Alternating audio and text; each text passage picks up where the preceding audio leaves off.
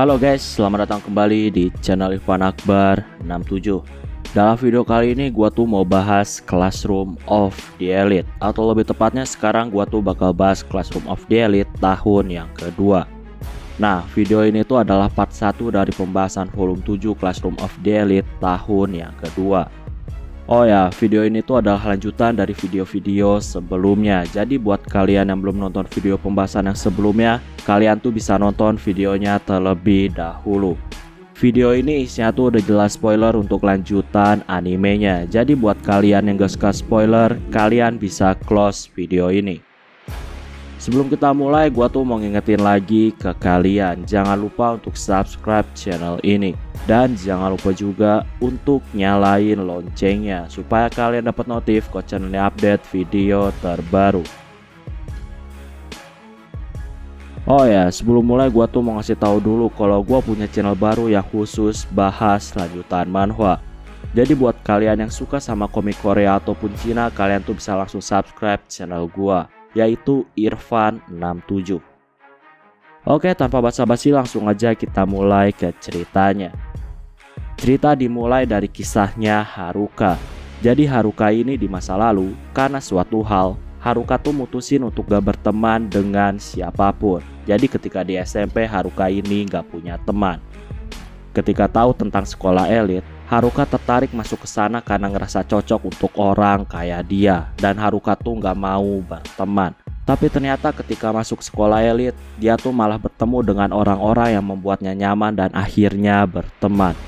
Ketika Haruka udah membuka hatinya untuk berteman lagi, tiba-tiba dalam satu hari ada peristiwa yang membuat dia tuh harus kehilangan teman berharganya tersebut. Haruka pun mutusin untuk balas dendam kepada Horikita dan Ayano. Alasannya udah jelas karena telah membuat dia tuh kehilangan temannya. Saat ini di pagi hari, seperti biasa Cabashira ngumumin soal ujian selanjutnya. Untuk detail aturannya kalian tuh bisa langsung aja cek di video.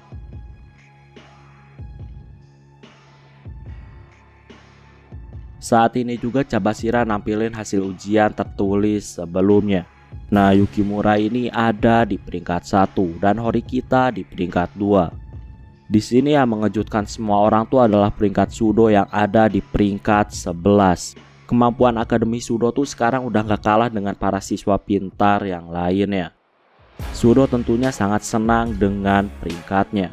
Ayano di sini memprediksi kalau Sudo tetap konsisten dalam belajar, maka kemampuan Akademi Sudo tuh di aplikasi bakal mencapai nilai A. Oh ya, peringkat Ayano di ujian tertulis sebelumnya tuh adalah peringkat 14 dan Ayano dapat nilai sempurna untuk ujian matematika. Saat ini Horikita dan beberapa orang yang lainnya, mereka tuh sedang berkumpul untuk membahas soal Maid Cafe. Mereka tuh di sini diskusi banyak hal. Salah satunya tentang penempatan posisi strategis untuk mendapatkan pelanggan. Di sini juga Chiaki tuh nanya soal masalah Haruka dan Miyake. Mereka berdua tuh selalu masuk kelas tapi nggak pernah bersosialisasi dengan kelas. Itu artinya keduanya menganggap kelas sebagai musuhnya. Ya bisa dibilang intinya nggak ada yang bisa dilakuin dengan keinginan orang yang mau balas dendam. Tapi kemungkinan besar, kalau dilihat dari situasinya, kemungkinan waktu yang tepat untuk Haruka balas dendam itu adalah ketika festival sekolah. Jadi lebih tepatnya di ujian kali ini. Horikita tuh ngasih tahu kalau Haruka tuh bakal tetap dimasukin dalam rencana dari kelas. Jadi Haruka masih dikasih peran. Cuma peran yang dikasih bukanlah peran yang penting. Singkatnya saat ini Horikita dan yang lainnya, mereka tuh mulai mencari tempat dan mensurvei tempat di mana mereka tuh bakal dagang. Mereka tuh ngerasa kalau lantai pertama tuh lebih strategis untuk mencari pedagang dibandingkan lantai kedua maupun 3. Walaupun harganya sangat mahal, tapi yang paling strategis tuh tetaplah lantai 1.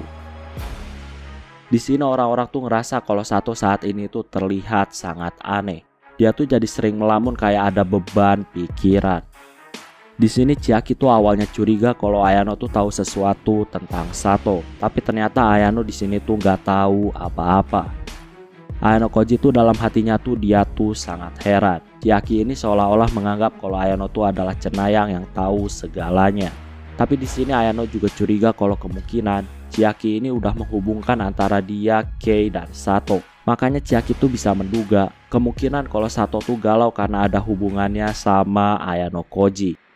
Intinya di sini tuh ada obrolan soal Sato, tapi itu cuma sebentar karena mereka tuh harus melanjutkan lagi dalam mencari tempat untuk festival budaya. Gak lama, Ayano disapa sama kelas A dan mereka tuh bertemu dengan Hashimoto, Sakayanagi, dan Kamuro.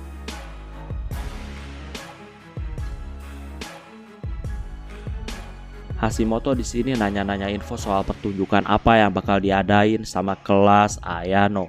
Tentunya Ayano di sini tuh nggak jawab. Hashimoto juga di sini tuh ngasih peringatan soal hati-hati dalam bekerja sama dengan Ryuen. Setelah ngobrol, Hashimoto dan yang lainnya pun akhirnya pergi. Oh ya, di sini Sakayanagi tuh nggak ngomong apa-apa dan dia tuh cuma ngeliatin aja. Kadang-kadang dia juga tersenyum. Mendengar peringatan dari Hashimoto, orang-orang tentunya tuh agak khawatir sama kerjasama dengan Ryuen. Tapi Horikita di sini ngasih tahu kalau mereka tuh nggak perlu khawatir. Seperti biasa saat ini mereka tuh lanjutin untuk mencari lokasi tempat maid cafe. Ayano di sini ngasih tahu kalau pakaian maidnya nggak boleh terlalu erotis. Ayano juga di sini mulai ngasih saran-saran penjualan. Dan Ayano juga nawarin jasa untuk berfoto dengan maid. Tentunya harganya tuh bisa disesuaikan. Ayano juga di sini ngusulin soal jasa percetakan foto. Ayano Koji juga di sini nyaranin sebaiknya maid cafe tuh nantinya jualan makanan yang murah. Jadi istilahnya Ayano tuh lebih nyaranin lebih baik mencari keuntungan dari para maid. Jadi bukan dari jualan makanan. Intinya demi persaingan mereka tuh harus membuat strategi yang jitu. Makanya lebih baik untuk mengedepankan para maid daripada menjual makanan. Setelah itu saat ini Ayano Koji pergi ke mall sendirian. Dia tuh mau survei bahan-bahan berkualitas tapi harganya sangat murah. Ketika lagi jalan, ternyata dia tuh nggak sengaja ketemu sama Sudo. Ayano di sini basa-basi dengan memuji Sudo yang telah berhasil masuk ke peringkat 11 dalam ujian akademi. Sudo di sini hanya tertawa. Diketahui juga ternyata Sudo tuh sekarang menyadari kalau belajar akademi tuh nggak kalah penting dengan olahraga. Bagi Sudo, ternyata belajar akademi tuh nggak sesulit dengan apa yang dibayangin sama Sudo. Sudo di sini yakin kalau dirinya yang dulu tuh pasti bakal menertawakan dirinya yang sekarang karena rajin belajar. Di sini diketahui juga kalau Sudo datang ke mall, dia tuh ternyata untuk memeriksa matanya. Penglihatan Sudo ini ternyata memburuk. Ayano Koji di sini berpikir, kemungkinan itu semua karena efek Sudo yang selalu belajar. Bagi seorang atlet, tentunya penglihatan adalah hal yang sangat penting. Sudo di sini ngasih tahu kalau dia tuh nggak pernah menyesal karena udah belajar. Dan Sudo juga tegasin kalau dia tuh nggak bakal berhenti belajar. Sudo ngasih tahu, walaupun impiannya adalah menjadi pemain basket profesional, tapi dia juga seenggaknya harus punya cadangan untuk masa depan. Nah, cara pandang dan berpikir Sudo ini sekarang tuh udah jauh berbeda. Belajar tuh bisa mengubah pola pikiran dari Sudo. Sebenarnya di sini Ayano dan Sudo melihat Miyake dan Haruka. Awalnya Sudo tuh mau menyapanya, tapi setelah diskusi ternyata lebih baik gak usah dulu. Besok paginya Ayano Koji dan Kei saat ini lagi mengobrol. Kei di sini tuh ngucapin terima kasih atas apa yang terjadi di malam hari. Jadi Kei tuh malam-malam tuh datang ke kamarnya Ayano Koji yang sebenarnya itu melanggar aturan sekolah. Tapi untungnya nggak ada yang lihat Kei datang ke kamar Ayano Koji. Intinya di sini ceritanya tuh seolah-olah mau ngasih tahu kalau Ayano dan Kei tuh udah melakukan hal dewasa. Tapi di ceritanya tuh ditulisnya tuh dibuat ambigu. Ayano saat ini tuh ngerasa kalau Kei tuh udah banyak berkembang. Dan itu sangat bagus untuk Kei yang selalu mencari perlindungan dari orang yang kuat. Saat ini ketika sampai di kelas, Sato menyapa keduanya. Kei pun di sini langsung membaur dengan para anak cewek yang lainnya. Saat ini Kei nyeletuk dan dia tuh nanyain soal maid cafe.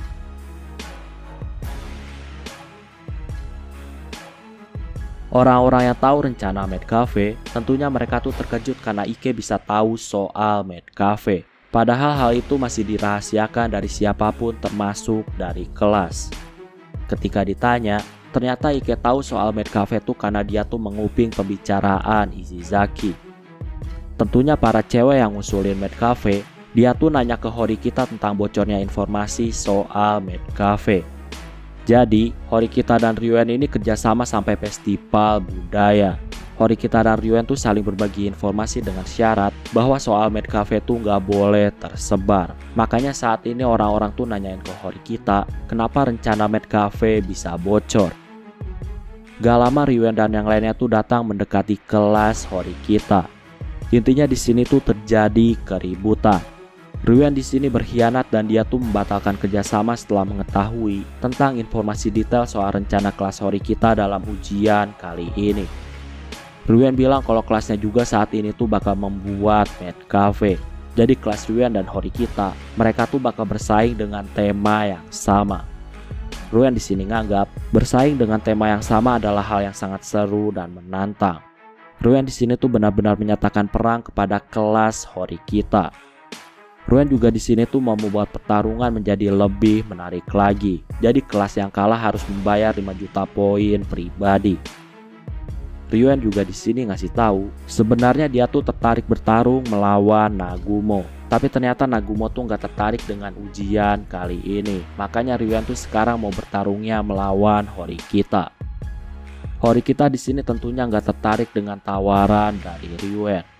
Ryuen di sini memprovokasi. Ryuen bilang kalau Horikita saat ini tuh pasti takut melawannya, makanya nggak mau duel melawan Ryuen. Mendengar itu Horikita di sini ngasih tahu kalau dia tuh nggak pernah takut sama Ryuen dan dia tuh bakal mempertimbangkan untuk menerima tawaran duel dari Ryuen. Ryuen di sini tersenyum dan dia tuh langsung pergi.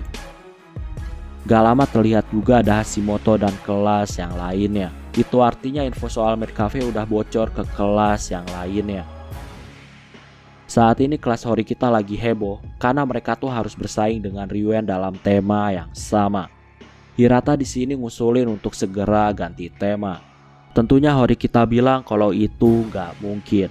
Udah banyak dana yang keluar untuk rencana Maid Cafe, jadi bakal sangat rugi kalau itu nggak diterusin. Horikita bilang sebaiknya tuh mempertimbangkan tawaran duel dengan Ryuen, karena bisa aja mereka tuh bakal dapat poin tambahan untuk nguntungin kelasnya. Singkatnya waktu berjalan. Saat ini festival budaya dimulai. Saat ini terjadi kehebohan karena kelas Nagumo menyewa tempat olahraga, dan tempat olahraga disulap menjadi rumah hantu. Nah, karena Nagumo katanya nggak tertarik dalam ujian, itu artinya kemungkinan yang membuat rencana ujian tuh murni dari siswa-siswa kelasnya. Jadi rumah hantu ini nggak tergantung sama Nagumo, melainkan siswa kelas A yang lainnya.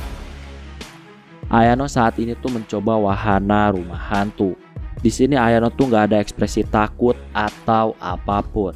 Jadi dia tuh cuma nyantai dan cuma mengamati rumah hantu.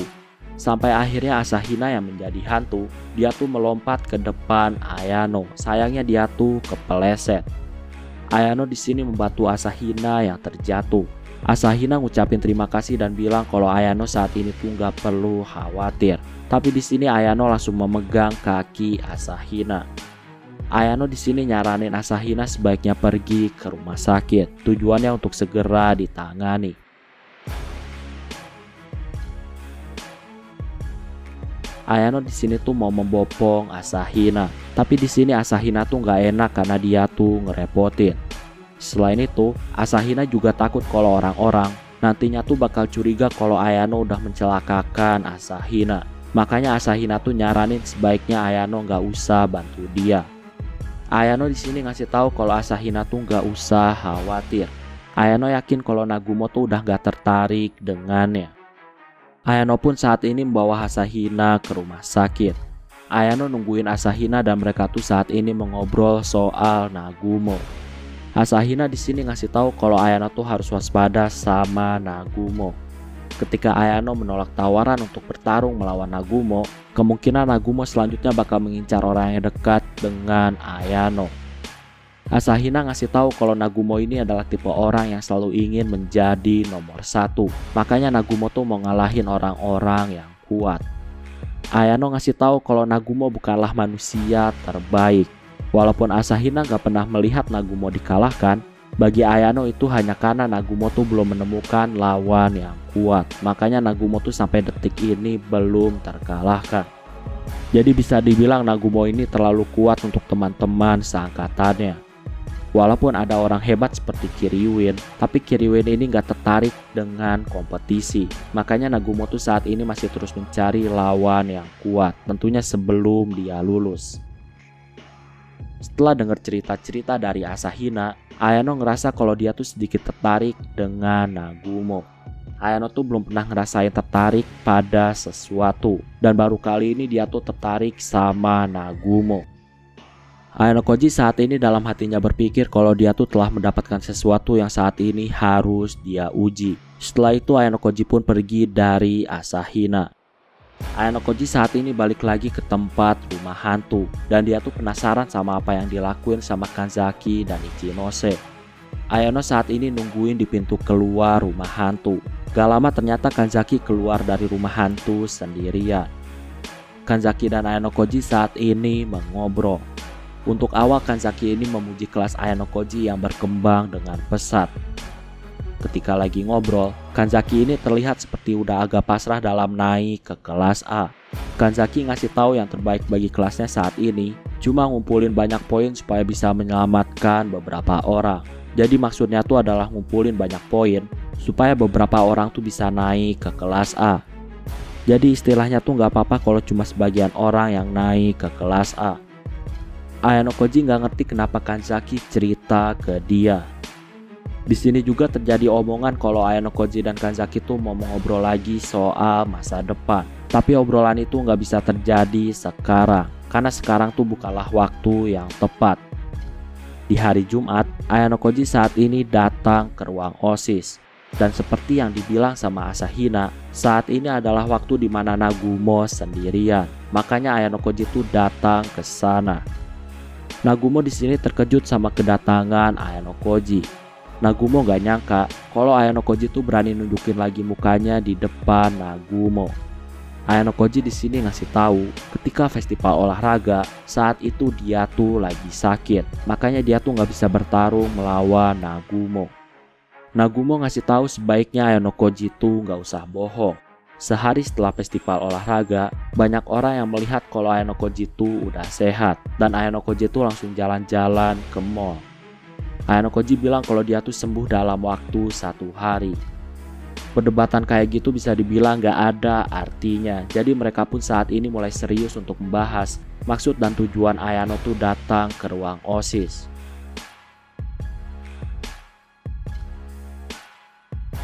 Untuk awal Ayano Koji tuh nanya soal Nagumo yang menolak tantangan dari Ryuen. Nagumo di sini ngasih tahu kalau saat ini dia tuh udah gak tertarik lagi sama pertarungan. Makanya dia tuh menolak tantangan dari Ryuen.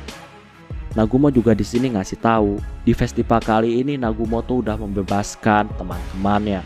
Jadi istilahnya teman kelasnya tuh udah dibebasin untuk membuat festival olahraga sesuka mereka. Jadi tanpa ada campur tangan dari Nagumo.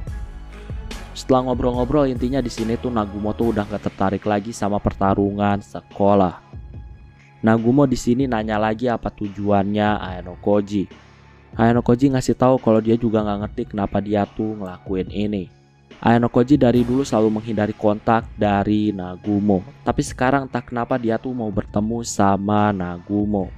Ayano Koji di sini ngasih tahu alasan dia tuh males kontak sama Nagumo, kemungkinan karena Nagumo terlalu terang untuk bayangan seperti Ayano Koji. Ayano Koji di sini ngasih tahu kalau dia tuh bakal ngajuin game untuk dimainkan bersama Nagumo. Nagumo di sini tentunya terkejut karena Ayano Koji menantang dirinya. Oh ya, jadi Ayano tuh punya rencana, dan rencananya itu salah satunya tuh harus melibatkan Nagumo. Makanya Ayano Koji tuh sekarang menantang Nagumo. Tapi sebenarnya alasan lebih tepatnya Ayano Koji menantang Nagumo itu semua karena keinginan pribadinya. Sebenarnya Ayano Koji itu udah punya rencana alternatif untuk menjalankan rencana yang dia punya tanpa Nagumo. Jadi sebenarnya gak masalah mau libatin Nagumo atau enggak. Rencana Ayano Koji itu tetap jalan walaupun tanpa Nagumo. Jadi bisa dibilang saat ini tantangan Ayano Koji kepada Nagumo murni keinginannya sendiri. Di sini terjadi negosiasi. Ayano Koji tetap ngotot kalau Nagumo tuh harus menerima tantangannya. Ayano Koji tegasin kalau sekarang Nagumo gak mau menerima tantangannya, maka Ayano Koji tuh gak bakal pernah mau menanggapi Nagumo lagi. Jadi di masa depan, Nagumo tuh gak bakal punya kesempatan untuk menantang Ayano Koji. Walaupun Nagumo mengancam teman kelas ataupun menyandra orang lain, Ayano Koji tuh bakal mengabaikan Nagumo. Nagumo di sini menyebut nama Kei, seolah-olah dia tuh bisa dengan mudah mengguncang Ayano. Sayangnya Ayano Koji di sini ngasih tahu, walaupun Nagumo mengincar Kei, Ayano Koji tuh tetap gak bakal peduli dan dia tuh gak akan pernah menanggapi Nagumo lagi. Jadi satu-satunya kesempatan Nagumo bertarung melawan Ayano Koji hanyalah kali ini. Oh ya, di sini tuh banyak orang yang nyangka kalau Ayano Koji tuh nganggap kalau Kei nggak penting. Tapi menurut gua hal itu belum tentu. Karena di adegan ini menurut gua adalah adegan dimana perang psikologis. Makanya Ayano Koji tuh nggak boleh terguncang dengan apapun yang diomongin sama Nagumo. Ayano tegasin lagi, kesempatan Nagumo bertarung melawan Ayano cuma sekarang. Nagumo tuh di sini benar-benar gak ngerti sama jalan pikiran Ayano Koji. Nagumo di sini terlihat kesal karena ancaman terhadap Kei itu ternyata nggak bisa mengguncang Ayano Koji. Singkatnya Nagumo saat ini menerima tantangan Ayano Koji. Setelah itu Ayano pergi dan Ayano bilang kalau dia tuh bakal ngabarin lagi tentang detailnya. Singkatnya saat ini hari Senin. Ternyata Horikita dan Ryuen tuh udah sepakat untuk berduel 1 lawan 1. Tapi hadiahnya tuh bukan 5 juta, melainkan cuma 1 juta. Saat ini Ayano Koji tuh mau ketemu sama Cabashira. Tapi ketika di perjalanan, Ayano Koji ini bertemu sama Mashima dan mereka pun akhirnya mengobrol. Ayano Koji tuh di sini nanya ke Mashima soal aturan ujian. Walaupun harusnya nanya aturan ke wali kelas, tapi Ayano Koji bilang kalau dia tuh harus nanya selain ke wali kelas.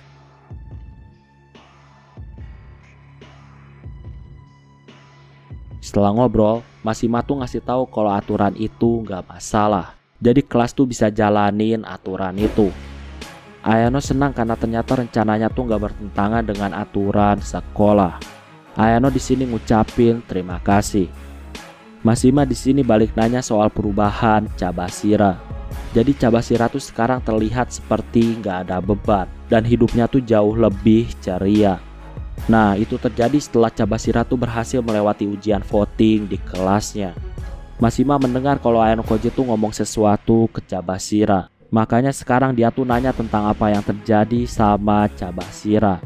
Tapi nggak lama, Mashima ini ngerasa kalau dia tuh nggak pantas untuk nanyain soal pribadi ke siswa. Jadi Mashima pun saat ini mutusin untuk pergi. Singkatnya saat ini Ayano Koji dan Kanzaki ketemuan. Kanzaki di sini mau bahas soal masa depan.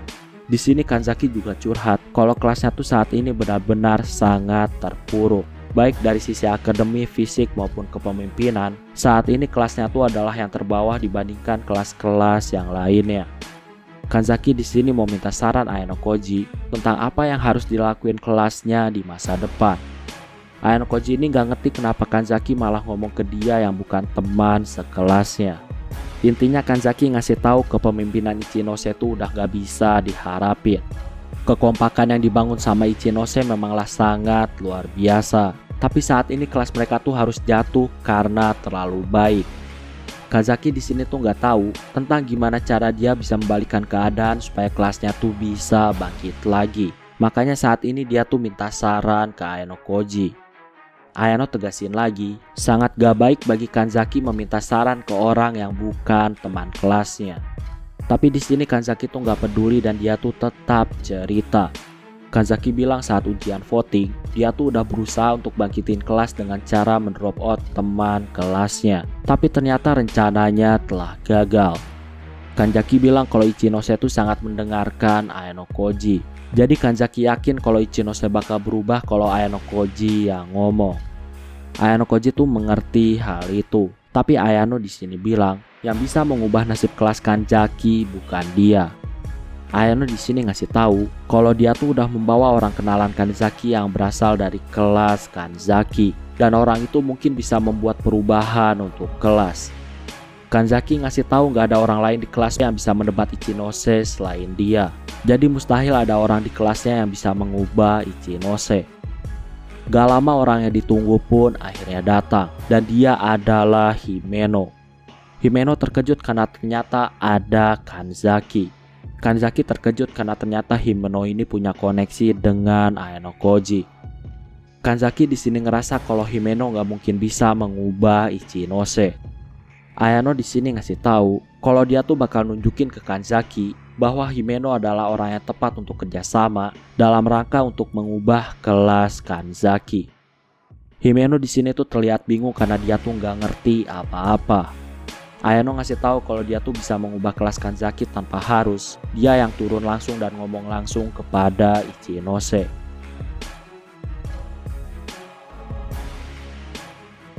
Kanzaki di sini dia tuh masih gak percaya dan dia tuh gak yakin kalau ada metode untuk mengubah cara kepemimpinan Ichinose. Kanzaki dan Himeno ngasih tahu kalau Ichinose tuh sulit berubah.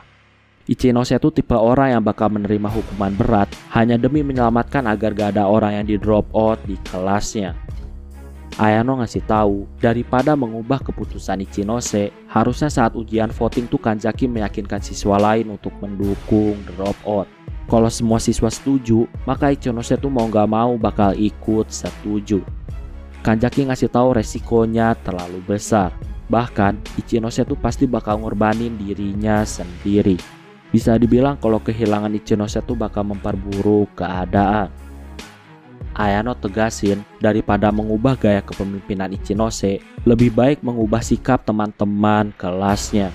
Jadi kalau kelas berubah, maka gaya kepemimpinan Ichinose juga bakal berubah. Nah, untuk mengubah kelas, langkah awal yang dibutuhin tuh adalah orang-orang yang kayak Kanzaki dan Himeno. Keduanya tuh di sini tuh nggak suka sama kepemimpinan Ichinose. Jadi harusnya mereka tuh bisa mengubah kelas. Keduanya tuh di sini masih nggak yakin kalau itu bisa terjadi. Di sini Kanzaki juga mempertanyakan kenapa Himeno tuh nggak mendukung dia ketika ujian voting. Padahal Himeno tuh bisa mendebat Ichinose. Himeno di sini tegasin kalau dia tuh saat ini minoritas. Jadi sangat sulit bagi minoritas untuk melawan mayoritas. Makanya Himeno tuh lebih memilih untuk diam. Di sini terjadi perdebatan. Himeno tegasin kalau dia tuh nggak bisa menjadi minoritas, makanya dia tuh ikut mayoritas. Himeno bilang kalau dia tuh bakal mendukung Kanzaki kalau misalkan Kanzaki tuh udah menjadi mayoritas. Kanzaki nggak tahan karena berdebat sama Himeno dan dia pun mutusin untuk pergi, tapi dihentikan sama Ayano Koji. Kanzaki ngasih tahu kalau dia tuh nggak akan lagi bergantung pada kelas. Yang dipikirkan Kanzaki saat ini tuh cuma cara supaya dia tuh bisa keluar dari kelas itu. Jadi bisa dibilang Kanzaki tuh mau pindah kelas. Ayano di sini tuh masih mencoba untuk menenangkan suasana. Kanzaki dan Himeno ini benar-benar ingin kelasnya jadi maju, tapi kondisi kelas saat ini tuh bisa dibilang sangat gak memungkinkan. Setelah banyak ngobrol, Himeno di sini nunjukin diri dia yang sebenarnya.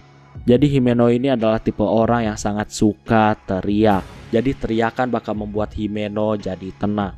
Nah, Himeno tuh di sini teriak sangat keras dan dia bilang kalau dia tuh mau naik ke kelas A. Kanzaki pun di sini membalas teriakan Himeno dan Kanzaki juga saat ini teriak. Kanzaki bilang kalau nggak bergerak dengan cepat, maka kelas bakal sulit untuk diselamatkan. Kanzaki teriak kalau dia tuh nggak mau kalah sama kelas lain. Intinya keduanya ini saling ngungkapin keinginannya dengan teriakan. Dan keduanya tuh sama-sama ingin kalau kelasnya jadi maju.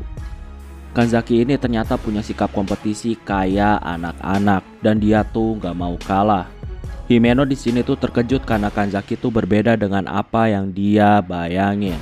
Kanzaki juga di sini tuh terkejut karena ternyata Himeno juga berbeda dari apa yang udah dia bayangin. Ayano di sini jelasin kalau Kanzaki dan Himeno harusnya tuh bisa membujuk orang satu demi satu, sehingga akhirnya mereka tuh menjadi mayoritas. Ayano Koji di sini yakin ada orang-orang yang punya perasaan yang sama seperti Himeno dan Kanzaki. Dengan ngajak orang satu-satu, maka mereka tuh bisa menjadi mayoritas. Kanzaki di sini ngucapin terima kasih dan dia tuh janji bakal balas budi.